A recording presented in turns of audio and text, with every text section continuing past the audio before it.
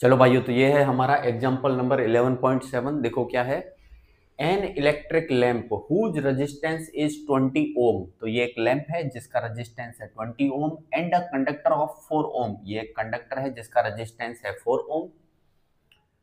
4 ohm resistance are connected to a 6 volt battery. ये लगी हुई है एक बैटरी 6 वोल्ट की। कैलकुलेट, अब हमको कैलकुलेट करना है। क्या कैलकुलेट करना है? पहला, total resistance of the circuit. इस सर्किट का टोटल रेजिस्टेंस कितना होगा? तो देखो भाई कितना होगा। कैसा कनेक्शन है? सीरीज कनेक्शन है। सीरीज कनेक्शन में हमने पढ़ा था आर एस बराबर क्या रहता है? R1 plus R2। अगर दो रेजिस्टेंस हैं तो दोनों रेजिस्टेंस को सम कर दो। मान लेता हूं कि ये है मेरा R1 और ये है मेरा R2। क्लियर है? थोड़ी देर के लिए मान लेते हैं। तो क्या होगा भाई, 4 ओम प्लस 20 ओम बराबर 24 ओम। इस सर्किट का क्या हो जाएगा? टोटल रेजिस्टेंस हो जाएगा। क्लियर है? आगे देखो, the current through the circuit. अब इस सर्किट में से कितना करंट फ्लो होगा? तो करंट क्या रहता है हमारा ओम के नियम के हिसाब से? I इज इक्वल टू होता है भाई V अपॉन R। V कितना कितना वोल्ट का बैटरी लगा हुआ है? 6 वोल्ट का बैटरी लगा हुआ है। और रेजिस्टेंस, सर्किट का टोटल रेजिस्टेंस कितना आया? 24 ओम। तो कितना आएगा भाई? 6 से कट करो तो 1/4। कितना होता है 1/4? 0.25 एम्पियर का करंट फ्लो हो रहा है पूरे सर्किट में। क्लियर है? तीसरा, the potential difference across the lamp and conductor.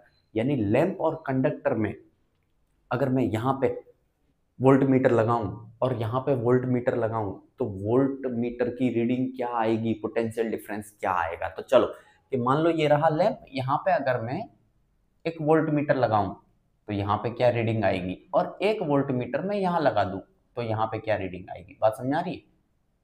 इसको वी लैंप कह दूं और इसको वीसी कह दूं तो वी एल और वीसी की वैल्यू क्या आएगी? ये सवाल है हमारा। तो देखो भाई, पहले मैं निकाल देता हूं लैंप के लिए।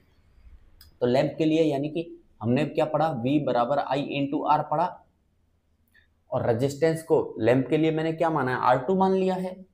और हम लैंप के लिए निकाल रहे हैं तो वी एल बराबर I इंटू R2। आई क्या है? 0.25 इंटू R2 क्या है भाई? लैंप 20 वोल्ट आएगा।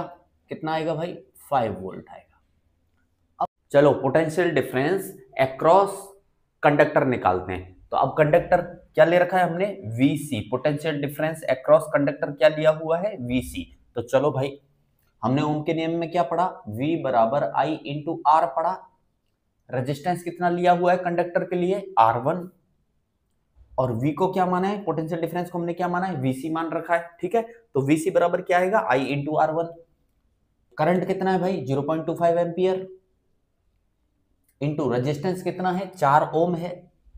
तो 0.25 इंटू 4 वोल्ट बन जाएगा हमारा पोटेंशियल डिफरेंस अक्रॉस कंडक्टर। और ये इसकी वैल्यू क्या आएगी भाई? इसकी वैल्यू आएगी 1 वोल्ट। ठीक है, तो VC कितना आया? 1 वोल्ट आया। ओके,